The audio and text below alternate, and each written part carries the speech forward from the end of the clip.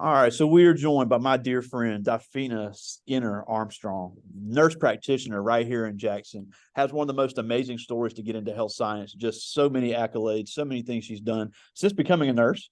We got a room full here with us at Velma Jackson High School. We're recording this for our college career readiness class. We're in the health science career cluster, and we're also recording this for our friends at Rosa Scott, Madison Central, Germantown High School, Ridgeland High School, the Academic Options Center, our great friends over at MCTC Health Science Program, and our YouTube channel. So thank you so much for doing this for us today. You know, we have so many kids that say they want to get into medicine, they want to get into nursing, they want to get into certain types of nursing, but I think it's important to talk about how difficult it really is, even though it is one of the most rewarding careers.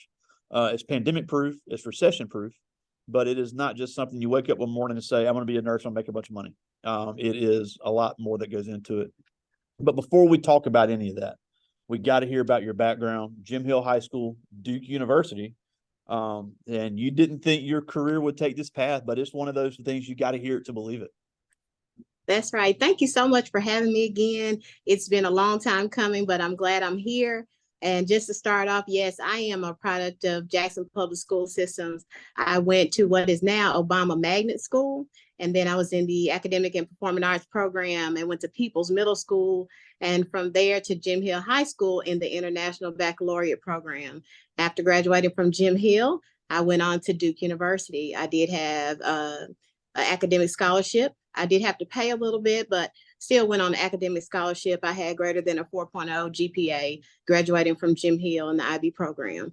After going to Duke, my interest was actually to be pre-med.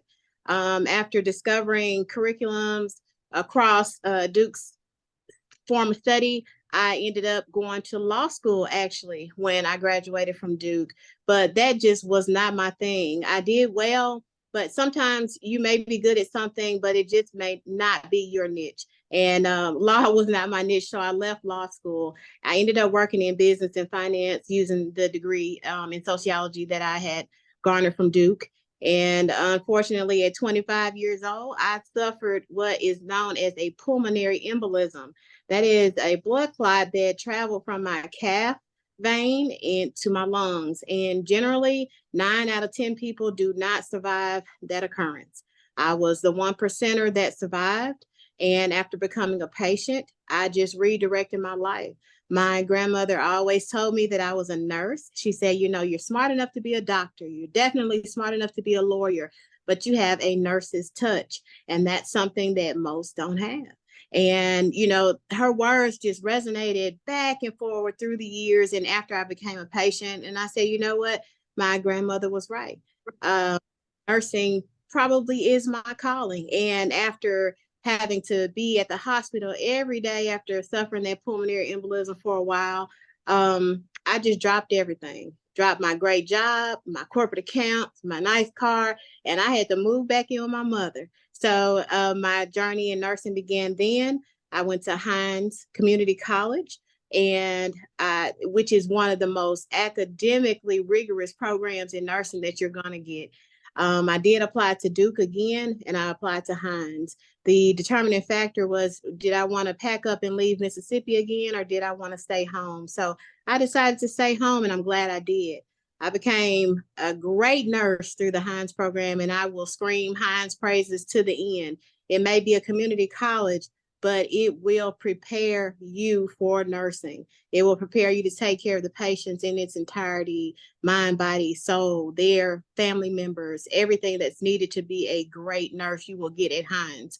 Again, the other programs around town are great, but I scream Hines praises because I did go through that program. It's a 2-year program. I graduated and I immediately went into critical care nursing. I started in the surgical ICU at Baptist Hospital, and from there ended up going into the progressive care unit. We work with ventilators, people on life support, people at the end of life. Of course, we see and saw a lot of death, a lot of surgeries, a lot of heart surgeries. From there, nursing is a great career because you don't have to stay in the nitty gritty at the bedside. You can do several things. And although I started in the intensive care unit and I remained there, even though I'm a nurse practitioner now, I ventured off into home health. Um, I became a field staff supervisor in home health. I still worked occasionally in the ICU. And then from there, I ended up working for one of the largest Fortune 500 insurance companies from home. I would wake up and, roll out of bed in my pajamas, log onto my computer, and talk to patients from Mississippi to Minnesota. And so I would help those patients stay out of the hospital. They may have been critically ill, and I would help them to understand their disease process and how important it was for them to continue taking their medication. From there, I ended up becoming a travel nurse. I went to California, Minnesota, all around the United States, pretty much, working in critical care. And then I went to nurse practitioner school where I became a family nurse practitioner working in hospital medicine. I continued yet again working in the intensive care unit, recovering hearts, people who had open heart surgeries. So it's so many things that you can do in nursing. You don't have to necessarily stay in the hospital. You can work in insurance. You can work in sports medicine. You can work in a clinic. And guess what? I only have to work 3 days a week. You can work 3 days a week and you will be rewarded financially in nursing. That's one of the most beautiful parts about doing something that you're passionate about and being rewarded in the end. Nursing is not a career field that you should enter just for the money, because let me tell you, you are going to work. There are days that I work 12, 13, 16. I've even worked 24 hours and then have to turn around and do it again. It requires hard work. And the thing about nursing is you will have to use your mind and you will have to use your body physically. You will have to lift patients, turn them. I mean, you have to do chest compressions if they're coding. So, and then you really do have to use your brain. We still do calculations. We have to know all the disease processes, all the parts of the body from head to toe. You know, every single system of the body, how it works, how the blood flows, how the brain works.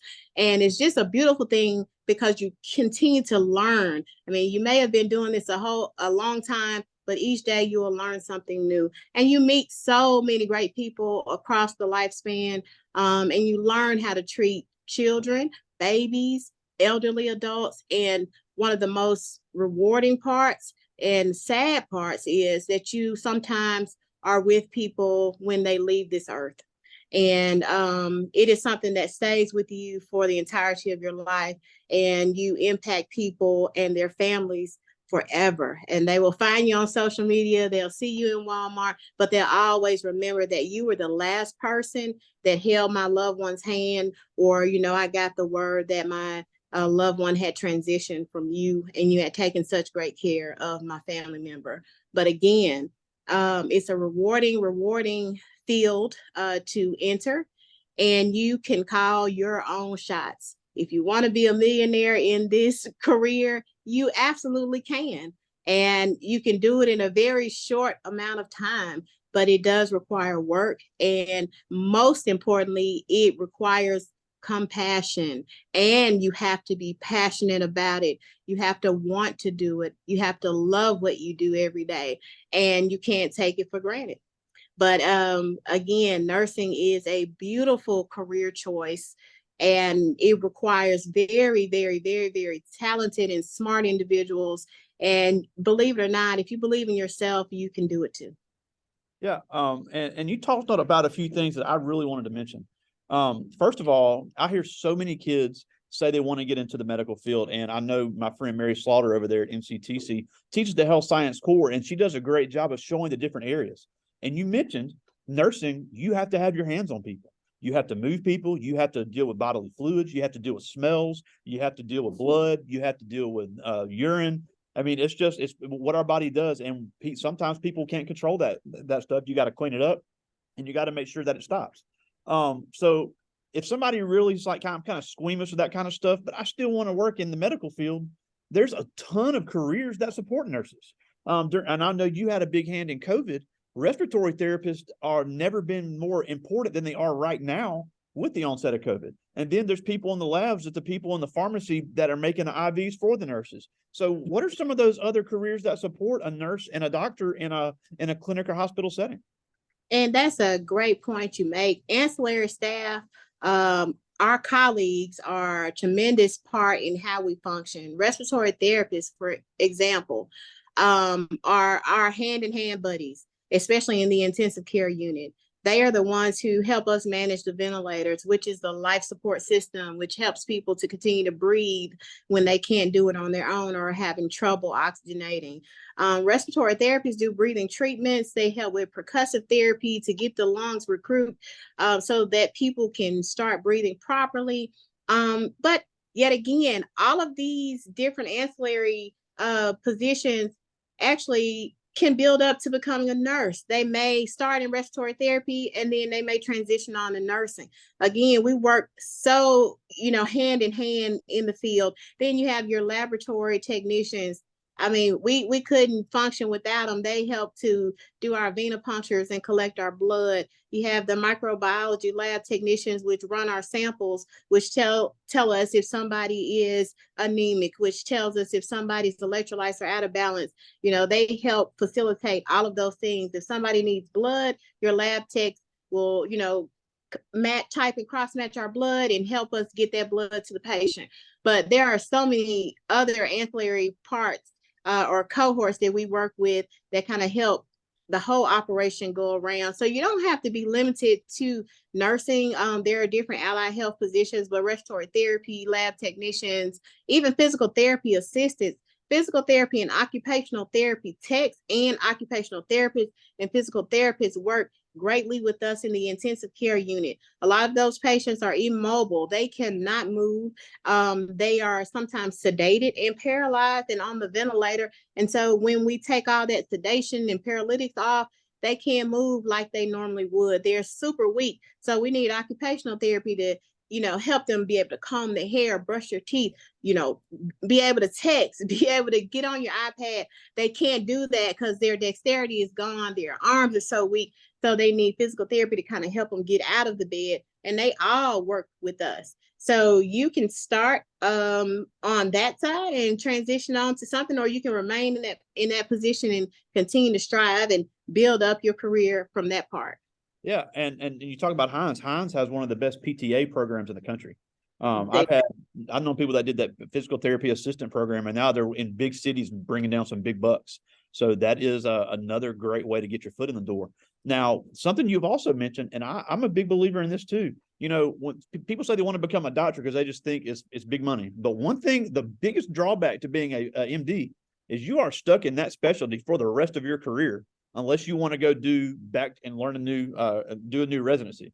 Nurses are probably the most transferable skill in the medical field, not only as far as the type of medicine, but the type of shift. If you want to work overnight, they can find a job for you. If you're not a morning person, you're like, I want to work overnight and sleep in all day, there's a need for overnight nurses. I've had friends that started out in the NICU, they got sick of working with babies and they want to go work with old people. So there is the transferability is also huge in nursing in some of these allied health positions. And you're exactly correct. I am one of few nurses who flip-flop. If I want to work nights, some weeks I'll work nights. If I want to work days, I work days. And then it's a great point that you make, not to knock medical doctors. However, we are super flexible in the career of nursing, especially as family nurse practitioners. As family nurse practitioners, we can provide primary care services in any discipline. We can go to nephrology, dealing with the kidneys. We can do pulmonology, dealing with the lungs, cardiology. I mean, it's endless. Dermatology. We can literally go to any discipline. We are trained in all of them. We work under a physician who is our collaborator, but we are able to diagnose and prescribe. I'm able to diagnose and prescribe. And one thing I did not share with you is I'm back in school again. I am in school for a psychiatric nurse practitioner. I will be dual certified as of August. So COVID is what sparked me to go back to school. COVID was very hard on the ICU nurses. I continued to do ICU contracts during the entirety of COVID. and we saw a tremendous amount of death. We had some great stories, but we had some very gut-wrenching and heart-wrenching stories, especially when we were unsure of how to treat COVID. Of course, now we pretty much have the handle on it, but for at one while, it was really just a practice of medicine. We were really practicing trying to get evidence-based information as it became available to us.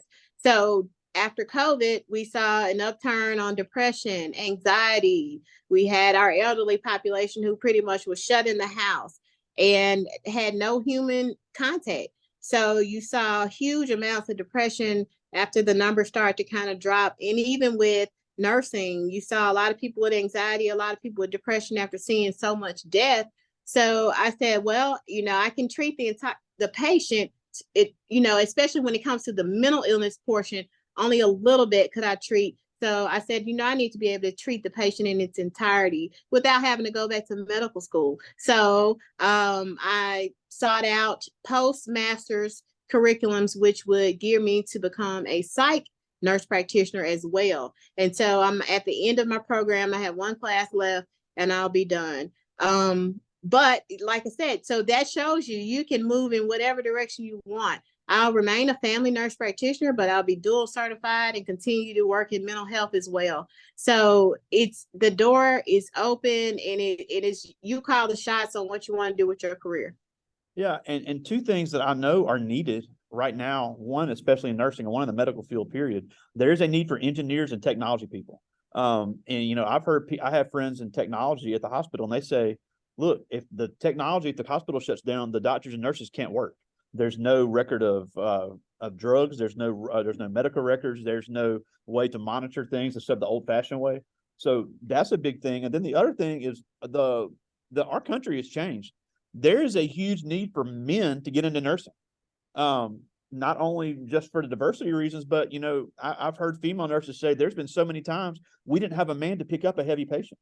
We needed that a man to pick up somebody that was hard to move. So both of those areas, I think these kids need to really to look at. If they don't want to have the science part of it, the technology and engineers for medical technology are needed, and then our young men should really consider looking into nursing. That is a great. I basically coerced my brother into becoming a nurse. He worked in business in New York, and I kept at him, you need to be a nurse, you need to be a nurse, you need to be a nurse. You have the compassion, you have the smarts, you have the skill, and I think you'd be a good fit. And again, I sold him on, you don't have to remain at the bedside. There are several different options and things that you could do. He's now a travel nurse in the Virginia, DC area, and he's looking to become a psych NP. But we do need male nurses, not just for physical prowess, but just to create some diversity in the field. For a long time, it was seen that nursing was a female career. It's not. We want males to become nurses. We need you guys.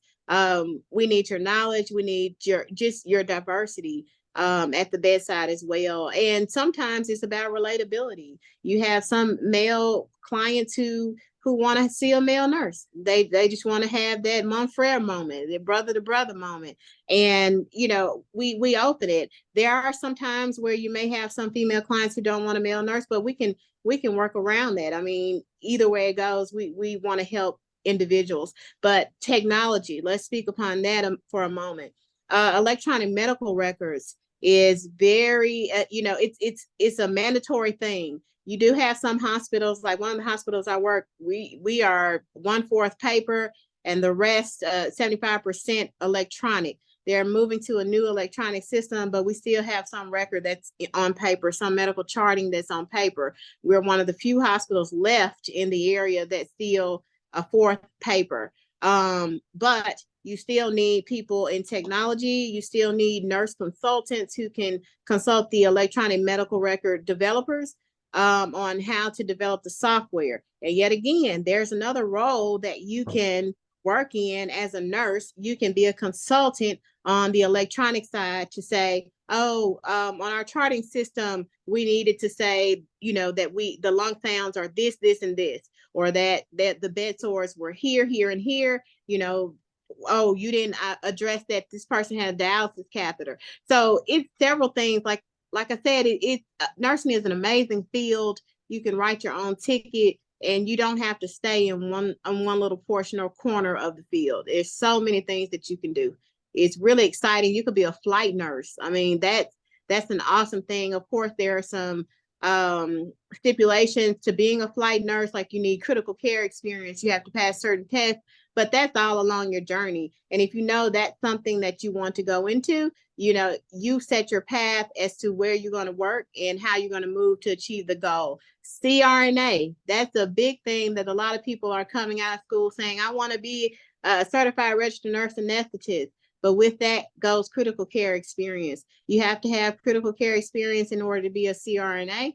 And for some programs, you need to pass a certification to certify you in critical care knowledge. But there are so many things that you can do as a nurse. And again, if anybody's interested, I'd be happy to talk with you further after this Zoom, or you can look at YouTube or any of those Google resources to learn more about the field.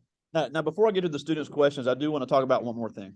Mhm. You told me one time, and you're a graduate of Duke University, one of the most prestigious universities on the planet. And you told me that nursing school was harder than that. Oh, absolutely. That is a true statement. At Duke, we had a lot of writing intensive assignments. Nursing school was a different beast. I can tell you that I studied more at Hines Community College than I did at Duke. That it speaks to a lot of different things there. It speaks to my ability to kind of blend into different things as far as the curriculum goes. I'm a great writer, so Duke wasn't necessarily that difficult for me. But nursing school, you had to be physical. You had to know how to change people's diapers, change people's beds while they're in it. You had to learn every system of the body and be tested on it weekly.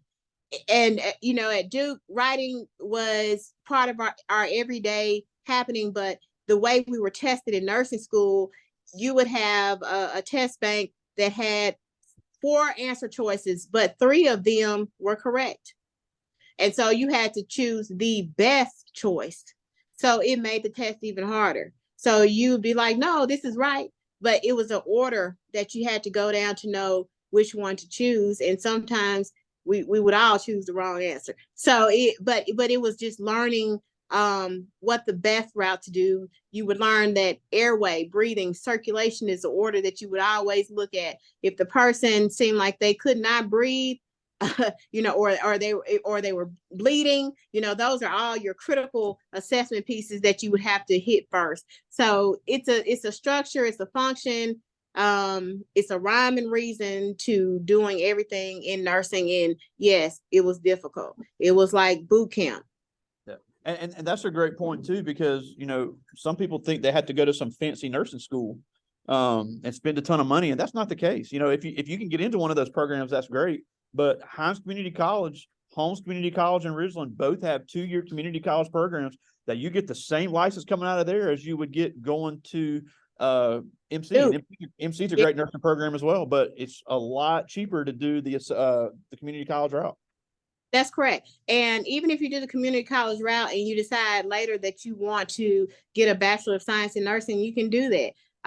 If finances are a problem or an issue, yes, I would seek a community college program because they are tons cheaper. And for me, it was $40,000 tuition versus $5,000 at Hines. So it was really a no-brainer for me after going there for undergraduate that, hey, let's go to a good school that doesn't cost as much. And I am so glad that I made that decision to go to Hines.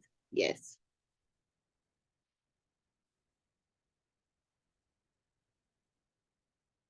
Sorry, I got moved by the office. I do have some questions from the students. These are all 9th graders. Okay. They're thinking about this. This is a really good one to start. This is Jaden Thompson, and he asked, how long did it take you to get over feeling uncomfortable dealing with disgusting things like bodily fluids? Thanks, Jaden, for that question. That is a great question. I was kind of squeamish initially, but of course I didn't show it. I had to put my game face on, but who wants to deal with poop? But if your grade depends on it, you're gonna just tackle the situation. And even though I work in ICU and we deal with tons of diarrhea, we deal with tons of body fluid, tons of blood every single solitary day. And those smells actually stick with you. You could be at home in the bathroom and you'll remember a C. difficile smell. They stick with your memory banks. But to be honest, it probably took a good week for me to get over the initial shock of having to deal with poop. But now, I mean, I know this sounds funny, but I'm a pro now, Jaden. It's all about containment. I don't get anything on my hands, nothing on the bed. The patient is cleaned really, really expeditiously, and we have a method to the madness. So you'll learn all those skills in nursing school, and then even in practice, like learning how to contain it in the way that we do now, especially in the ICU. That was done over years of training. Yeah. And that's important to know when the training is such a big part of it. They're not just going to throw you in there, with the nursing school, and then in the clinical, you really get intensive because unfortunately, when it comes to blood or anything, somebody could be dying. You got to work quickly to save somebody's life, and something that could seem simple could be a life and death situation. And let's talk about that real quick. Body fluids. Yes, we have people as far as like in the ICU who come from the cath lab where they may have had a problem with their heart. They get punctured in the groin so that they can shoot dye on a big screen and kind of see where there's blockage in the heart. Those people are at risk for bleeding. And sometimes, unfortunately, when they come back to the ICU for monitoring, sometimes they bleed. We have to check those sites every 5-15 minutes. And sometimes, unfortunately, when we come back, there may be a pool of blood there. So in that instance, that's a medical emergency. So we literally have to put our fist on the site with gloves on, of course, and there's blood everywhere. We have to stop the bleeding. That's something that you can't just pass out when you see it. You have to be strong. But again, that's part of your training. You'll get in-depth training, or you should at least, in school and when you come out after you've passed your board examination, to know what to do in those types of emergencies.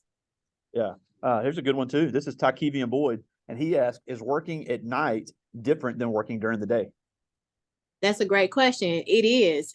The pace of your work is going to be a little slower as far as people coming in. There are not a lot of doctors rounding at night. It's quieter. You have more time to kind of think about what you're doing. You have downtime. Your patients hopefully will be asleep, but there are times when they are wide awake. So it is a little bit different. The culture is different in terms of night nurses and day nurses. We tend to joke about day shift having type A personalities and night shift kind of having a laissez-faire type B personality. But it's all about what you make it. You do have to, again, do 12 hours and you have to stay awake. Can't take any naps. California is a great state to work for because they give the night nurses kind of siesta times where they can take a nap.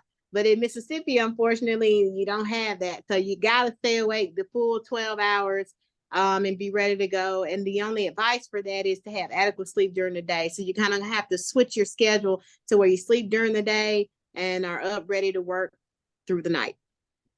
Oh yeah. And but it's one of the things, and you have, kids talk about, I don't want to get up and go to school. Well, if you get into nursing, you don't have to get up early in the morning. You can sleep in and then go to work at night. So it is, if you're a night owl, they've got a spot for you. Absolutely.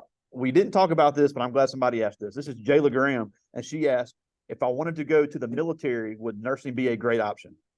Yes, that's a great question. Nursing would be an excellent field of study to go into, coupled with the military. You have you're, first of all, more than likely you're going to get a scholarship. Everything's going to be paid for, your GI Bill, everything. I would recommend it. You have people in combat who need military medics, who need nurses. The VA Medical Center is a great place if you are a veteran to work. So the field is wide open, but yes, that's an excellent choice if you are going to the military. Yeah, and not only that, and you could do it enlisted or as an officer. You could go in out of high school, get that and get the combat medic training and they call it the medical corpsman, I believe, in the Navy. You can get medical experience and then they'll pay for your nursing school. Or you can become a nurse, get reimbursed all that. I had a friend that went to nursing school, then joined the Air Force. And she was an officer in the Air Force, got officer pay, and then got job placement anywhere she wanted. So military is a good route, whether enlisted or officer, when it comes to nursing or any other medical career. Absolutely. Um, here's a good one. You talked a little bit about this, but this is Kamari Newell, and he asked, "What is the hardest part about being a nurse, and is the mental effect sometimes overwhelming?" Kamari, that is a wonderful question. The hardest part about being a nurse is dealing with death for me. There are times where we essentially through the years kind of form a shell, and not to say that we're not compassionate, but we hold in our emotions. But unfortunately, there are times when we may become connected to a patient, or we could have just been fighting, literally fighting for their life, and they die. And it's beyond our control. And in those instances, sometimes you cannot control your emotions. There's a time that I was crying, the doctor was crying, family was crying. It's nothing that you can do, and you have to be human. Part of being a nurse is being able to show your human side. We do have to hold it in for the family members sometimes, but sometimes it's just beyond our control. So yes, death is probably the hardest part of dealing with nursing, especially if you're a nurse on the acute care side like I am. You see a lot of heartache. And at one while I did work in the burn intensive care unit, and that was pretty hard as well, dealing with people who had 3rd-degree burns from head to toe. It was pretty difficult, but it's our job, and it's something that we do, and it's something that we love to do to help people get well. But unfortunately, death is a part of life, and it's a hard part we have to deal with. Yeah, and then on top of that, it's like you said, when unfortunately, when you have to deal with that death, you're dealing with a bad situation. But the surviving family members are always going to remember the care they got. And even if it's somebody that's lived a long life and they knew when their loved one got there that they were going to pass away, if they still get great care, that's something they always remember. Absolutely. This is a good one too. This is Soraya Day, and she asked, "How have you kept up with the changes in technology in the profession?" Well, the hospital won't let you make it without keeping up with it. They do continuing education. So you have to have continuing education. It's a part of basically being a nurse. So each month we are required to be abreast on evidence-based practices, changes in technology. We are in service. We are placed in classrooms where we learn great cutting edge technology. Let's say we have to run a dialysis machine and there's a new one that comes out. We are put through a 2-day long class to learn how to run that technology. We have smart IV pumps, which kind of help us calculate some drug dosages. But again, we have to know the human calculation as well to know that we are delivering the right medication over the right time and the right concentration. So the hospital that you work for will give you great continuing education and education on different changes in technology. So that's a great question. Yeah, and I know St. Dominic just rolled out a big brand new software program that they spent months training. Everybody in the hospital had to learn to use it. So it's not just, you can be set in your ways all you want. You have to learn a new program if you're going to be an effective employee. Absolutely. I just got 2 more from the students. This is Jordan Smith, and he asked, if you're going to be in the medical field, is it best to stay in Mississippi or to go somewhere else? Well, that's a personal preference. If you want to stay in the South, if you want to stay in Mississippi, go for it. I can tell you that cost of living affects salary. So let's say you're in California. I know some starting salaries are, like $90-something an hour. I have a friend who makes like $120 an hour versus Mississippi, where you may make $60 an hour or even $32 an hour. So you have to look at the cost of living and the hospital systems and what their starting salaries are. So, and it depends on your personal preference. Do you want to stay in the South? Do you want to be exposed to different things? across the globe, you call your shots. So the medical field is going to be anywhere that you are. As long as you have living human bodies, you're going to need somebody in medicine. So it's all on what you make it and where you want to go. I just got one more. This is a good one. This is Iverson Miggins, and he says, "You're obviously very passionate about your career, but what is the thing you love most about it?" The thing I love most about it is really getting people well, like seeing them go from a critically ill individual to up and walking, breathing on their own. That's the most rewarding part of my job, period. It keeps me going. Or when you have people to say, you're an angel here on earth. Like I couldn't have made it without you. They remember when they're in their most critical points and you're there grinding, like I won't leave the room until I know they're stable type. Like I don't care if I don't eat, sometimes don't use the bathroom. But I'm gonna be that nurse that's there for hours and hours and hours. And I remember coding a woman for 5 hours. She flatlined on me. And I happened to be right there. She was gasping for air and started CPR.